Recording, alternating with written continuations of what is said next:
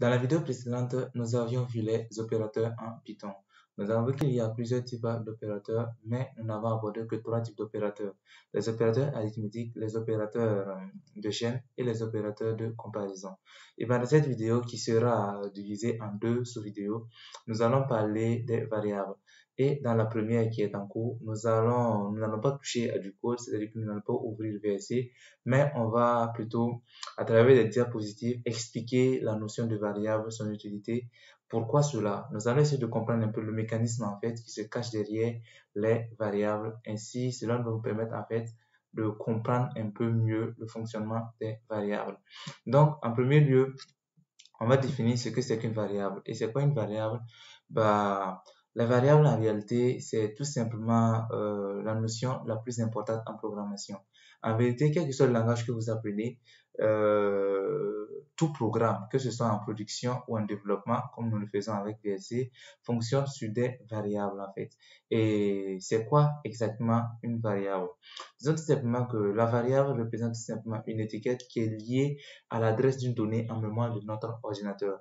Pour mieux comprendre ça, il va falloir comprendre comment fonctionnent les mémoires de notre ordinateur. Généralement, nos ordinateurs fonctionnent sous deux types de mémoire. Une mémoire dite RAM et une mémoire dite ROM.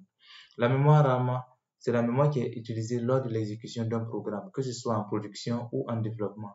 En ce sens que tout programme comme Word par exemple, Word, Excel, Access, PowerPoint ou tout simplement un programme léger comme Blocknotes ou ne serait-ce que la calculatrice en fait, pendant l'exécution utilise de la mémoire. Et la mémoire qu'elle utilise, c'est de la mémoire RAM en fait. Voilà. Donc c'est une mémoire qui est utilisée exclusivement pendant l'exécution du programme. Cependant, la mémoire ROM est utilisée que lors de la sauvegarde du travail. Par exemple, sur Word, lorsque vous finissez un travail, vous voulez sauvegarder en fait votre tâche en fait dans votre bureau, dans votre dossier, vous enregistrez ça dans la mémoire ROM. Donc, la mémoire RAM est généralement appelée mémoire vive et la mémoire ROM est dite mémoire morte ou mémoire d'écriture. Donc, RAM signifie Random Access Memory et ROM signifie Read Only Memory. Voilà. Donc, la mémoire ROM est généralement utilisée que lors de l'écriture pour sauvegarder voilà, une tâche, une activité, un travail dans la mémoire pour continuer dessus un peu plus tard. Alors que la mémoire RAM, c'est pas le cas. La mémoire RAM, c'est une mémoire dite vive. Elle n'est active en fait que pendant l'utilisation du programme. Ok? Alors, la mémoire RAM, c'est quoi exactement? D'abord, ce qu'il faut savoir sur son fonctionnement, c'est que d'abord, la mémoire RAM ne sauvegarde pas une donnée indéfiniment. Comme dit tout à l'heure, en fait, elle ne sauvegarde la valeur, en fait, que pendant l'exécution du programme. Donc, elle sauvegarde ça de façon temporaire, pas de façon indéfinie. Il faut bien garder ça en tête. Deuxièmement, elle est généralement moins grande que la mémoire ROM. OK? Comme dit tout à l'heure, en réalité, lorsque vous exécutez un programme comme Word, ou Excel ou n'importe quel autre type de programme elle enregistre ces données temporaires dans la mémoire RAM. Et c'est seulement lorsque vous enregistrez les données dans la mémoire ROM qu'elle vide cette mémoire-là. Donc, par exemple, lorsque vous exécutez plusieurs programmes simultanément sur votre machine, vous ouvrez plusieurs fenêtres, vous exécutez plusieurs programmes à travers des fenêtres différentes sur votre machine. En fait, ce qui se passe, c'est que chaque programme va occuper de la mémoire RAM, en fait. Cela signifie que à chaque fois que vous allez travailler sur un programme, elle va sauvegarder les données temporaires dans la mémoire RAM. Donc, si vous avez plusieurs programmes qui fonctionnent en simultané, il n'est pas impossible, en fait, que la RAM finisse par se bourrer, en fait. Et lorsque la mémoire RAM est pleine, elle active, en fait, un système de pile, en fait. C'est-à-dire que elle va créer une file d'attente. C'est-à-dire que même lorsqu'elle est pleine, vos programmes vont continuer de l'envoyer en fait des données à enregistrer en mémoire. Et étant donné qu'elle n'a plus d'espace pour enregistrer, elle va créer une file d'attente, c'est-à-dire qu'elle va aligner les requêtes qui viennent par ordre d'arrivée. Et ce qu'elle va faire, c'est que à chaque fois qu'elle va pouvoir libérer de la mémoire, c'est à chaque fois qu'elle va libérer de l'espace, elle va faire entrer de nouvelles données.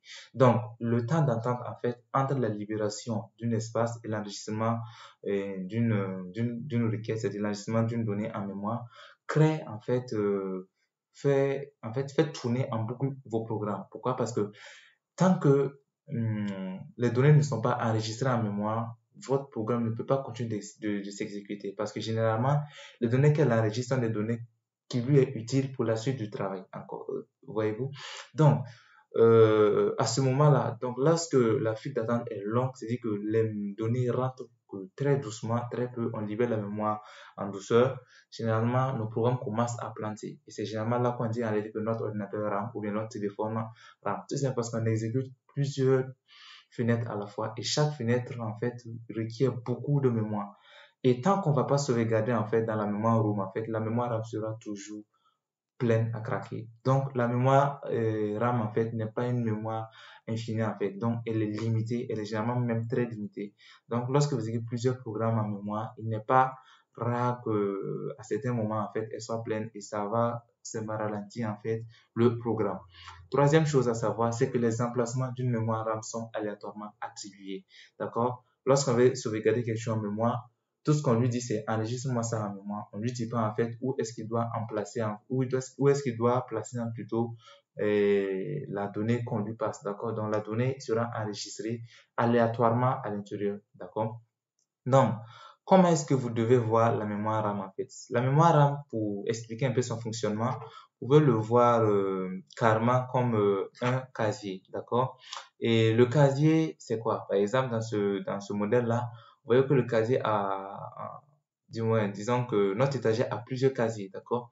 Chaque casier, en fait, peut être considéré comme un emplacement, une cellule de mémoire dans la mémoire RAM de notre ordinateur, d'accord? Donc, ce qui se passe, c'est que chaque cellule de notre mémoire, en fait, a deux éléments. D'abord, un identifiant qui référence, en fait, qui est tout simplement comme un nom, en fait, voilà, à la cellule, d'accord? Et la deuxième chose, c'est tout simplement une valeur. Donc, ce qui se passe, c'est que lorsque vous démarrez votre ordinateur nouvellement, en fait, toutes vos cellules, en fait, sont vides. Elles n'ont aucune valeur. Toutes vos cellules n'ont aucune valeur. C'est-à-dire qu'elles contiennent des valeurs nulles à l'origine. Mais elles ont tous des identifiants qui sont souvent aléatoires, mais chacun d'entre eux a un identifiant qui lui est propre. Maintenant, ce qui se passe, c'est quoi?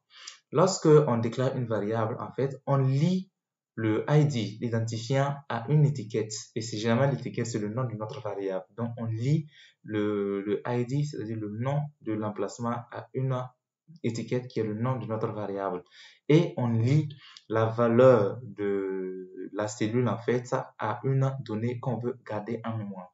Donc, ce qui se passe, c'est quoi? C'est qu'en fait, X, en fait, référence l'identifiant de la cellule, qui lui-même, en fait, permet de retrouver la donnée qui est enregistrée dans la cellule. Donc, on dit que X est tout simplement l'étiquette de ID qui référence la valeur de 12. Donc, on dit que X est une variable. Donc, X est généralement la variable que l'on déclare par l'instruction généralement X égale à 12. Et lorsqu'on le fait, c'est cette opération que l'on fait en arrière-plan. C'est-à-dire que on fait plusieurs opérations. On lit d'abord un ID à une étiquette et on lit ensuite une valeur au contenu de la cellule. Et maintenant, par implication, en fait, on lit X à 12. Voilà, donc voilà à peu près comment fonctionne la mémoire RAM de façon générale. C'est tout simplement une courte explication pour vous faire avoir pour vous faire avoir le gros plan en fait de fonctionnement de la mémoire RAM. Voilà. Donc si vous avez des questions, s'il y a des zones d'ombre, n'hésitez pas surtout à les poser en commentaire. Comme dit tout à l'heure, en fait, ça fait toujours plaisir de voir un peu les questions, poser les questions et s'il y a besoin de faire une autre vidéo pour mieux détailler le fonctionnement, puisqu'en fait c'est un fonctionnement qui est un peu plus complexe que ça. Mais ça, c'est à peu près le fonctionnement résumé en fait de la mémoire RAM. Voilà. Donc généralement, on ne travaille qu'avec la mémoire RAM lors de la programmation, rarement avec la mémoire ROM. La mémoire ROM, c'est lorsqu'on achète les fichiers, comme on a eu à faire lors de nos premiers tests. Voilà, les fichiers test.py, test2.py sont des fichiers qui sont enregistrés dans la mémoire ROM. Voilà. Donc c'est des fichiers vraiment enregistrés en écriture. Voilà, et non en lecture comme c'est le cas de la mémoire vive. Donc, je vous donne rendez-vous à la prochaine vidéo pour la deuxième partie sur les variables. Et dans la deuxième partie, nous allons maintenant ouvrir VST pour commencer à coder vraiment et voir maintenant comment fonctionnent maintenant les variables en pratique. Donc, à la prochaine. Ciao.